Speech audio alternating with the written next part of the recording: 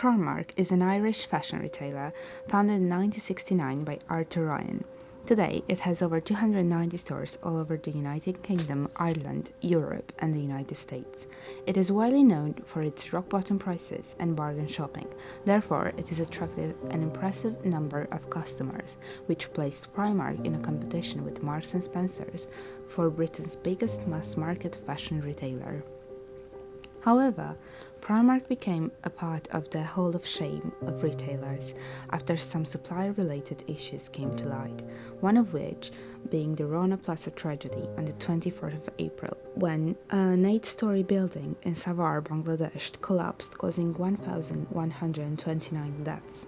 Approximately 26 brands and companies were using the Rana Plaza factory as a goods supplier, including Primark, which occupied the second floor. For this reason, Primark's main stakeholder groups were impacted. As any other business, Primark holds a wide range of stakeholders, both internal and external. Its internal stakeholders are represented by people such as companies' employees, while its external stakeholders are portrayed by the suppliers, customers, trade unions, civil society groups, shareholders, and basically all the communities in which the business operates. Every stakeholder group has different needs and expectations, therefore appropriate communication channels must be used. For example, in order to communicate with its clients, Primark uses its ethical trading website. Despite the fact that our company's reputation was tarnished by the Rana Plaza tragedy, our customers remained faithful, they remained confident and wanted to buy our products, and none of our sales ever dropped. The biggest effect we had on the sales was the weather. In spring 2013, we saw a 20% increase in our sales because of the weather.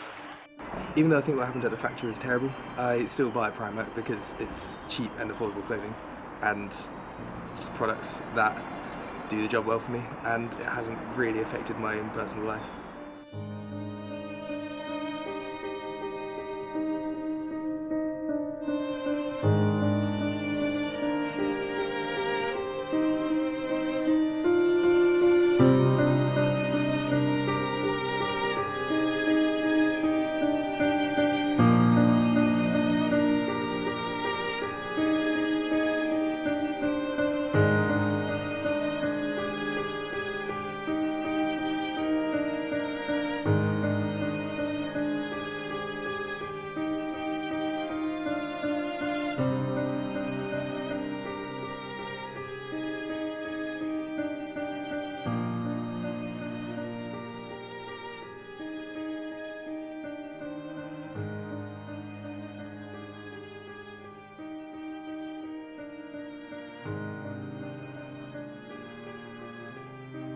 In order to re-establish its image, Primark started working with local partners in Bangladesh in order to give both financial support and food aid for the victims and their families.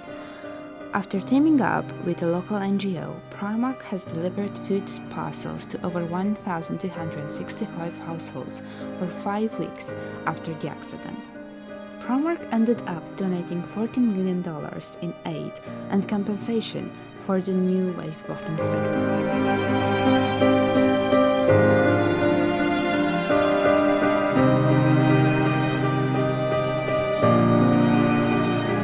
Even though only 580 workers were assigned on the factory that supplied for Primark, the company offered short-term financial assistance to 3,639 workers and their families.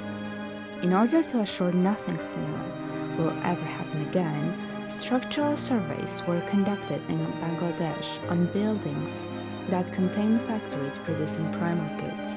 Luckily, none of the buildings presented issues that could endanger workers' lives.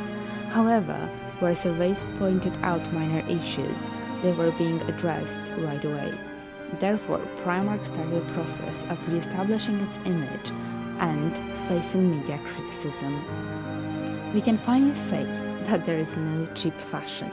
Someone has to pay the price. In this case, sadly, it was the Bangladesh workers who had to pay the price for cheap garments.